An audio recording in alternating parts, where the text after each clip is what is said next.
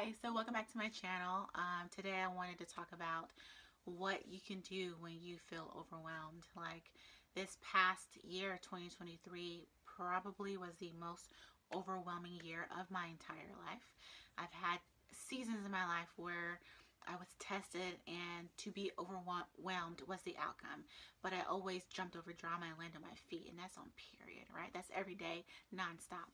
But last year was a trying year, and I became so overwhelmed that I started having like panic attacks and just craziness was happening to me that I had never experienced before. So I just want to give you some tips on what you could do if you ever get overwhelmed and it feels like it's literally taking you out. So number one, whew, breathe. It is literally a game changer when you can do breathing exercises. Like it's no joke. It will change the chemistry of your brain and it will change the mood that you're feeling. And when I say chemistry of your brain, I mean how you are looking at the situation right now. So like for me, breathing,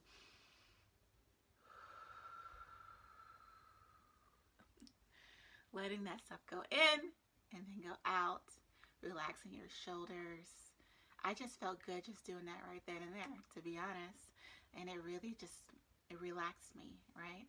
And that was one of the most powerful things I learned. It's not like I hadn't done breathing exercises or haven't been impacted by it before in the past. But when you are such in an overwhelmed state and you don't feel like you don't know your right from your left, you have to take care of you first. Sometimes the overwhelming feeling builds up because you've been taking care of others and you left yourself on the back burner and now you're burnt up and crispy, right? You got to get uncrisped and back to being fresh to death, right? So for me, breathing, getting myself out of the situation, taking a walk, just knowing that you can get through that this cannot last always. That has helped me, number one, with an overwhelming feeling or situation that I was in. Next, I decided to talk it out, right? Sometimes you have to go talk to a stranger. You have to maybe someone that doesn't know your whole situation, that you can be free enough to tell them the situation, the story, right?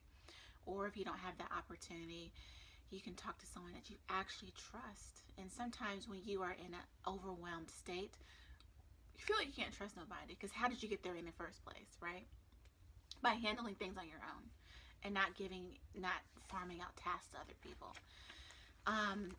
But if you find someone or have someone that you actually can trust and they can be your sounding board and can just talk to you, that can help you from being overwhelmed. Because usually this is not a one-off situation. Like other people have been overwhelmed. Other people have stories of how they conquered that feeling and made it through their tough times. And sometimes hearing that from other people can help you push forward and keep going, right? So finding someone to talk to. Or, if you can't talk to someone that you trust because your ego is involved, your pride is involved, trust me, I've been there, I know that. Finding someone else, they can help give you techniques too on how to overcome your thinking of being overwhelmed and helping pulling your brain out of a situation where you are overwhelmed. Lastly, taking time for yourself. This is, for me, the most important. And I think all of them are important, but I think, okay, maybe they're all important, but this is a really important one, this last one now, because once you can take time for yourself, you can take a step back and realize what's more important, which is you, your mental health, your positivity, your light, right? What you bring to the situation. And sometimes taking time for yourself can help you realize it's not that bad. Or it can help you realize this is not for me. I need to bow out gracefully. Let me take a knee. You and your mama can suck it.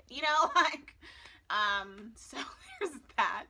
But taking time for yourself to reconnect with yourself, whether that is, for me, I like to color. Sometimes I might have a little sip, a little something, something. But don't use that little something, something as a crutch to help you take the edge off of life, because that can make you go into a downward spiral too, trust me.